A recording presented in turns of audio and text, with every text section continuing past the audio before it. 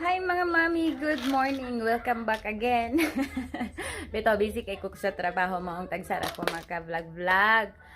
Then karon is mag-ayo ta sa pultahan kay naguba.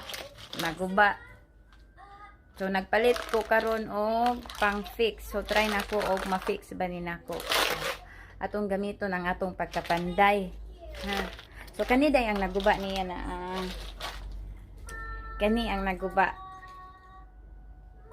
So mao ni ibutang adto nahuso gahapon.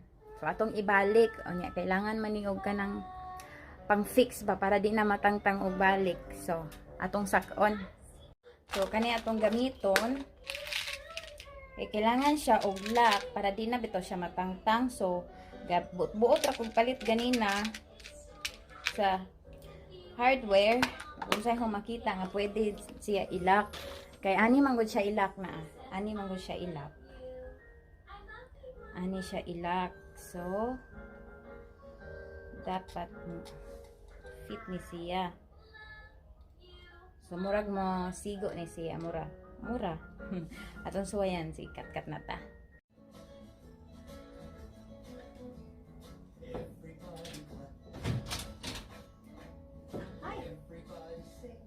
La. Tabang.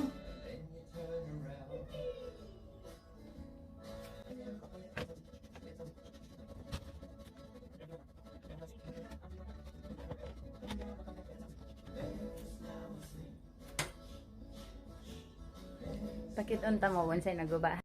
So mao din ni siya ang naguba. So mao ni ang akong gitaod. So gapalit ra ko sa shop og unsay pwede na ko malak unya itaod na to ning gamay nga lock para dili na siya mahuso bitaw. O di ba? Buot-buot ra ko ba? Nawa manggod wa ko lahi manggod ni siya lock dire. Pero wa ko kay bag-asa paliton so gabut-buot ra ko kako. So na okay na siguro na no, di na siguro na matangtang.